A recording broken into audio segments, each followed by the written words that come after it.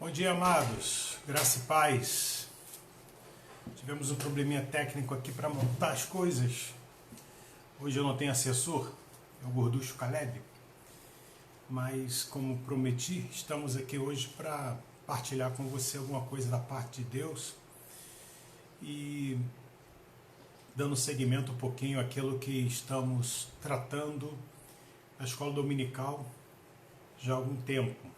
Nós viemos estudando a palavra de Deus nas parábolas de Jesus segundo Mateus, e agora recentemente nós estamos estudando a carta de Paulo aos Filipenses, uma carta apaixonante, uma carta maravilhosa e que tem coisas especiais para nosso entendimento. Algumas coisas eu já até falei na igreja, mas eu achei pertinente, embora não sabendo que iríamos ficar em quarentena,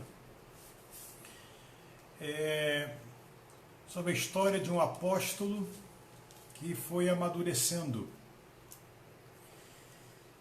E é bem diferente dos apóstolos dos dias de hoje, bem diferente. Você veja, por favor, aí em Filipenses capítulo 1, versículo 12, diz assim: quero ainda, irmãos, cientificar-vos de que as coisas que me aconteceram têm, antes, contribuído para o progresso do Evangelho, de maneira que as minhas cadeias em Cristo se tornaram conhecidas de toda a guarda pretoriana e de todos os demais. Paulo aqui, ele tá dizendo que vai dar ciência, vai dar sabedoria, vai dar razão, vai dar o resultado do que ele passou. E ele não passou coisa fraca, não. Ele passou coisa difícil. Ele vai dizer por várias vezes aqui no texto, vai dizer que ele esteve em cadeias, ele fala das minhas algemas, ele fala minhas cadeias, minhas algemas, por algumas vezes. Então, é a carta que foi escrita na prisão, estava privado. Mas um homem amadurecido, um homem que cresce no Senhor, um crente, uma crente que cresce no Senhor, ela vai seguir o propósito de Deus nas circunstâncias que essas pessoas estiverem. Paulo vai dizer que ele quer dar ciência que essas coisas que aconteceram a ele vai logo dar no início, vai logo dar como se fosse uma epígrafe, tem antes contribuído para o progresso do Evangelho. Veja, ele vai dizer que não é progresso pessoal, não é sucesso pessoal, não é vantagem pessoal. Veja que também uma das razões da carta aos Filipenses é agradecer uma oferta que ele recebeu, e ele vai dizer que o interesse dele é que o fruto do crédito aumente perante Deus, bem igualzinho aos apóstolos dos dias de hoje.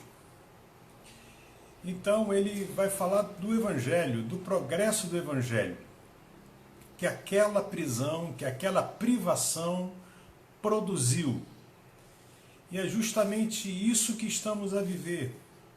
Estamos vivendo um tipo de privação, claro, observado as devidas proporções, um tipo de privação, um tipo de prisão domiciliar, digamos assim, e isso também pode contribuir para o progresso do Evangelho do Senhor Jesus. Agora, se você ficar preocupado com o seu eu, a sua vontade, as suas coisas, as suas preferências, as suas questões, se você ficar preocupado primeiramente com isso, você não vai enxergar, ver nada do Evangelho nisso. Ele vai dizer que tem contribuído para o progresso, avanço espiritual.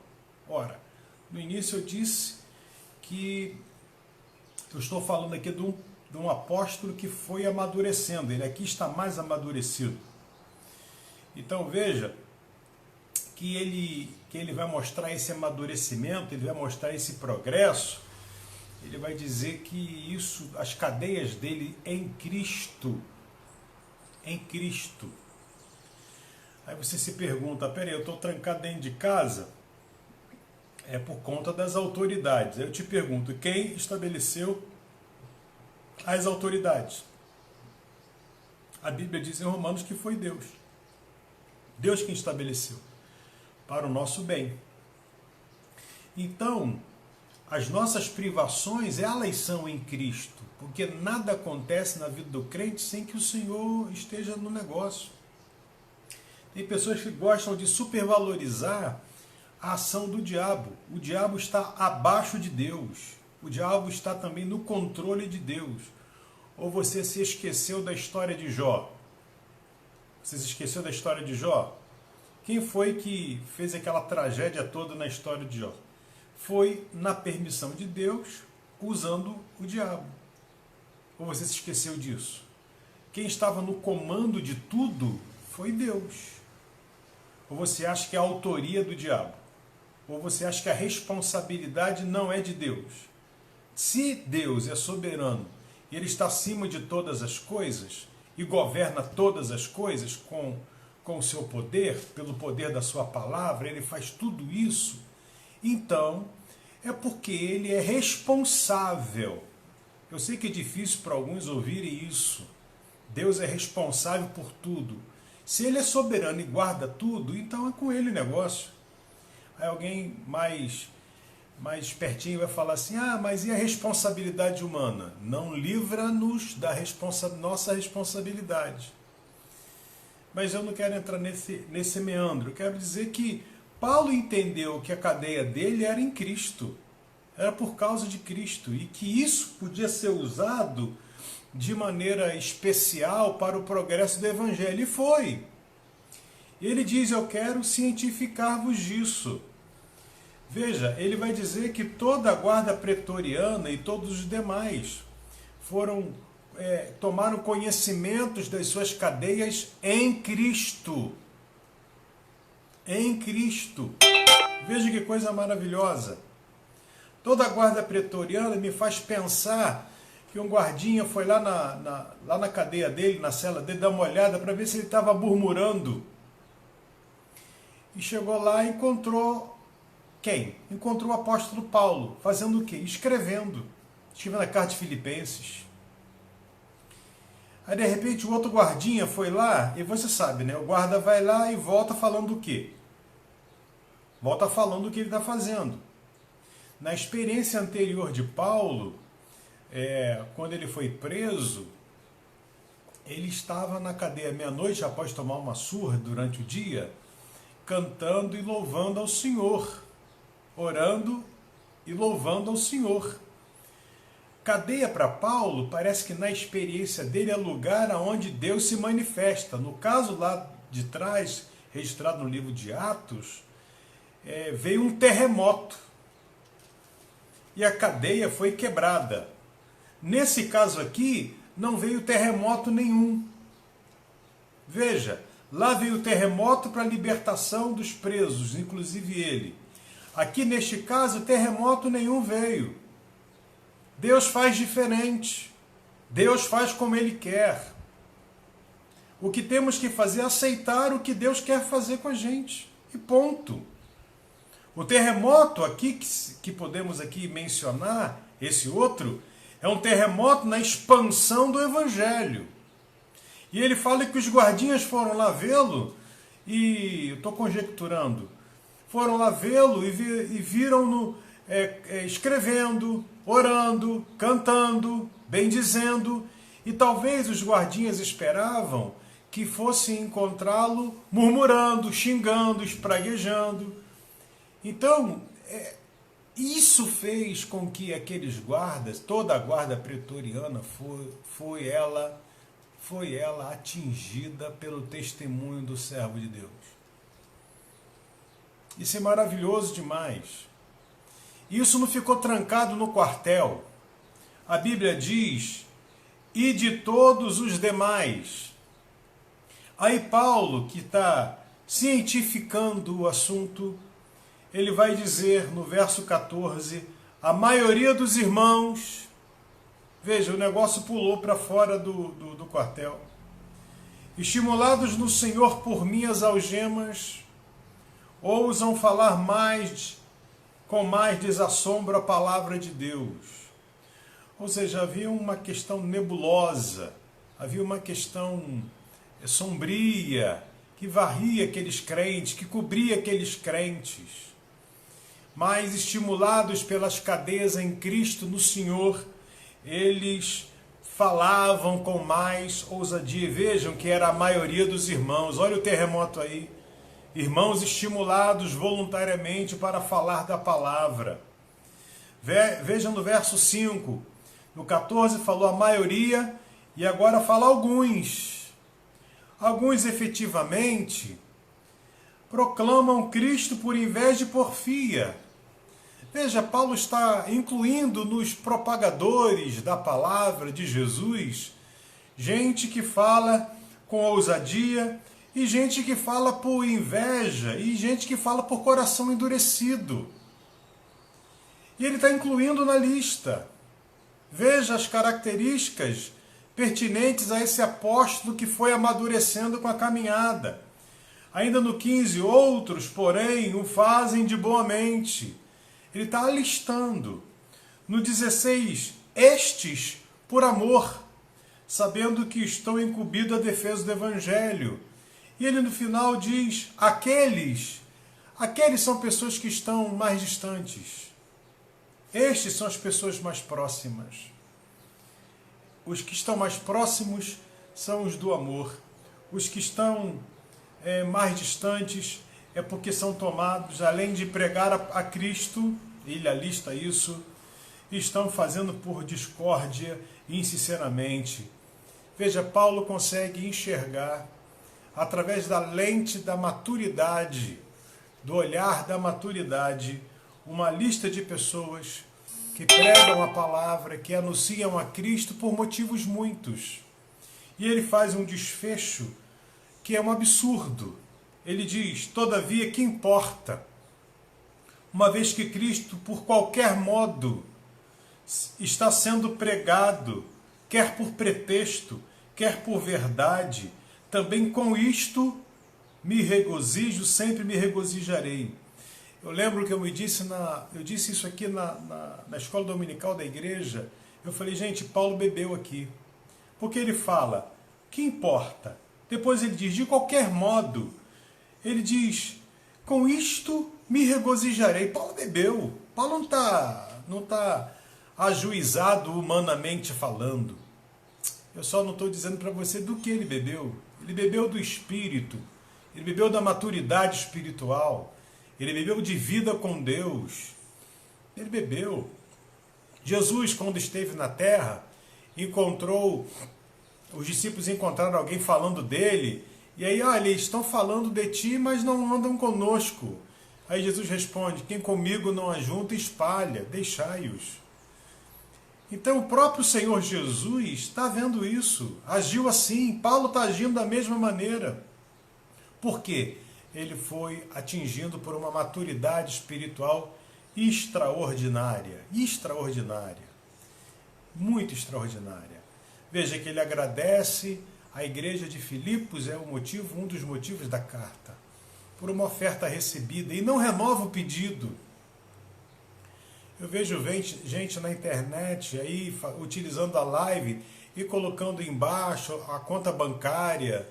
Sabe, olha, faça o seu depósito online, não esquece. Gente, quem sustenta a obra de Deus é Deus, usando quem Deus quiser. O apóstolo, ele agradece e não renova o pedido. Não renova o pedido. Que talvez ele coloque-se diante do Senhor. O apóstolo Paulo, ao iniciar essa carta, de autoria dele, ele inclui um outro coautor. Ele fala Paulo e Timóteo. Timóteo era um garoto. Havia necessidade de ele colocar Timóteo? Seria ilegítimo ele não colocar Timóteo?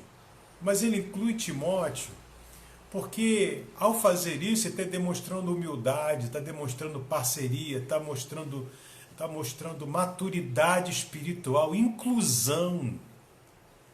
Por isso que esse homem é um homem extraordinário. Por isso que a maior parte das cartas do Novo Testamento são de sua autoria.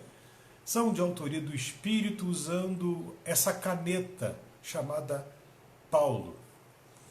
Então nós temos muito que aprender com esse homem. Alguém que consegue enxergar a pregação do Evangelho através de uma lente de maturidade.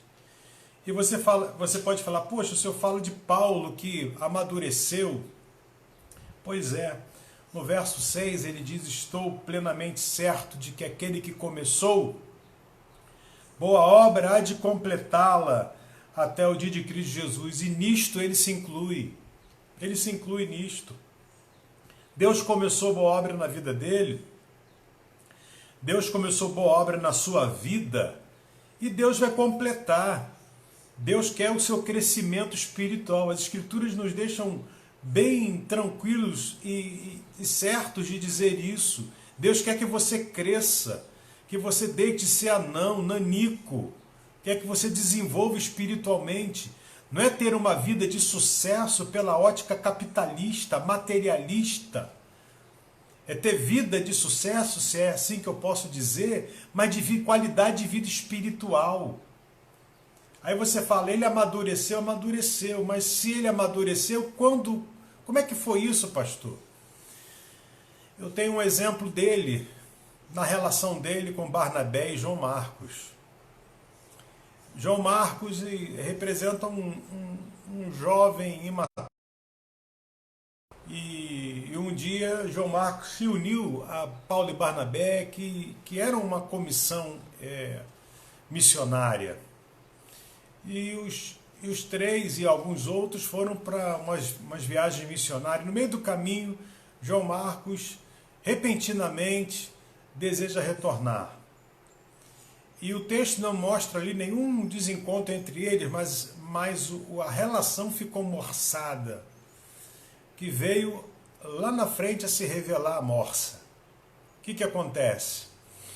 Quando João Marcos agora quer voltar por orientação e pedido de Barnabé, mediação de Barnabé, Paulo fala, não quero não aceito esse rapaz aqui não. E houve uma briga entre eles, houve uma dissensão entre eles, que a comitiva se dividiu. Paulo e Silas foram para um lado, João Marcos e Barnabé foram para outro. Houve uma divisão. Alguém vai dizer, Barnabé foi mais maduro, que entendeu a fragilidade do jovem, que talvez teve saudade da comidinha da mamãe, ou ficou com medo das dificuldades da caminhada do Evangelho. Alguém pode pensar assim. Outros podem pensar, Paulo foi imaturo, não esperou o tempo dele, o tempo de crescimento de João Marcos, e aí não teve paciência com João Marcos. E também podemos pensar em João Marcos, que vendo a celeuma, a dificuldade, a dissensão produzida, não teve a sensibilidade espiritual de retirar o seu time, para não dividir um dos dois ícones da igreja naquela época. Houve falhas de todos os lados, mas a verdade é que houve uma divisão, e Deus, que não perde oportunidade, aproveitou aquela situação e formou duas equipes missionárias. Só que o tempo passa, João Marcos cresce, e lá no final da carta de Paulo a Timóteo, ele vai pedir que João Marcos venha, porque ele é muito útil para o ministério.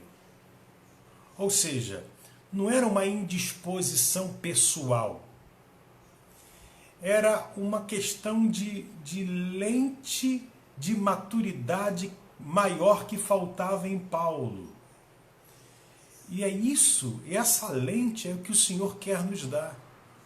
Talvez quer nos dar nesses dias. Paulo estava em cadeias, nós estamos em quarentena. Paulo estava privado, mas a palavra de Deus não está em quarentena. A palavra de Deus não está em prisão. ela não está presa, ela está solta, ela está livre. E o progresso do Evangelho pode se estabelecer mesmo nas circunstâncias nas quais nós estamos inseridos. E Deus ser glorificado. E essa lente o Senhor quer nos dar, nesses dias inclusive. Ele quer nos agraciar com essa bênção que Paulo recebeu e que ele também quer nos abençoar, quer nos dar. Que Deus nos abençoe, que você reflita sobre isso. Chegarão dias em que você correrá o risco de reclamar de tédio, mas use as suas redes sociais para levar uma palavra. Ore, tire tempo para orar em sua casa, para meditar na palavra. A palavra de Deus, ela não está algemada. Fale a palavra da maneira que você pode falar, comunicá-la. Busque a Deus na intimidade do seu quarto. E Deus não ficará preso no minúsculo do teu quarto, porque Ele é grande. Ele há de se transbordar, Ele há de invadir aonde você está, extrapolar paredes e barreiras da religião, de decretos de proibição, de abertura de igrejas.